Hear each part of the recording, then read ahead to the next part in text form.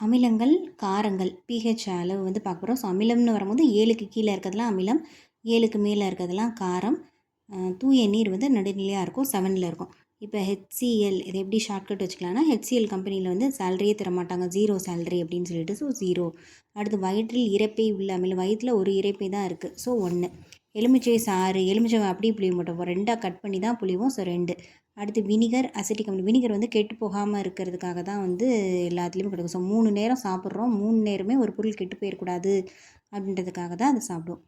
அது வந்து சேர்ப்போம். அடுத்து ஆரஞ்சு பழம், ஆரஞ்சா 6, 5, அந்த 6ல் பாதியை மட்டும் எடுத்துக்குவோம். ஸோ 3.5. அடுத்து சோடா நீர், திராட்சை. இந்த கவுண்ட் பண்ணி பார்த்தீங்கன்னா தீரா இச்சை கவுண்ட் பண்ணி பார்த்தீங்கன்னா 4 லெட்டர்ஸ் இருக்கும். இதுலேயும் 4 லெட்டர்ஸ் தான் இருக்கும்.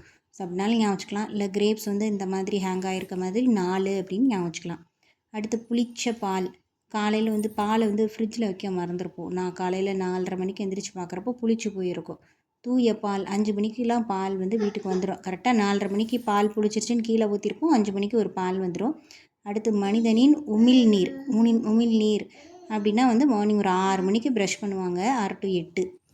தூய நீர்னால் நடுநிலை 7. தக்காளி சாறு அப்படின்னா தக்காளி வந்து 4 கிலோ 100 ரூபா அப்படின்னு விற்கும். ஸோ 4.2. அடுத்து காஃபி.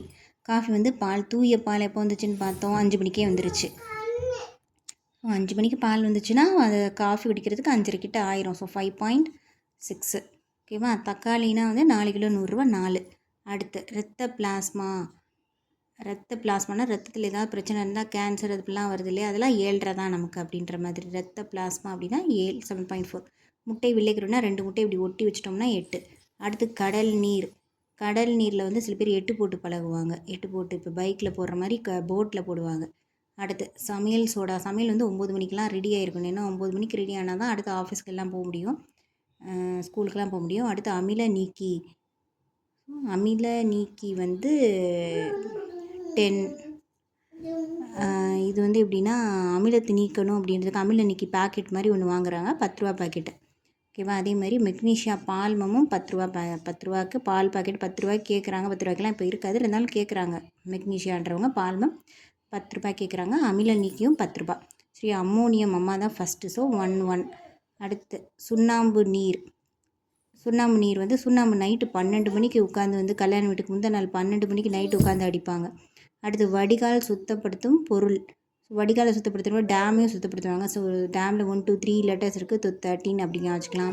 இல்லை வடிகாலை வந்து ஒரு பக்கம் மட்டும் விட்டு 3 பக்கமும் க்ளீன் பண்ணி அனுப்பிச்சி விட்ருவாங்க. ஒரு பக்கம் வந்து அவுட்டு 3 பக்கம் அப்படின்னு கூட ஞாபகம் 13 3 அப்படின்னு ஞாபகம் வச்சுக்கலாம்.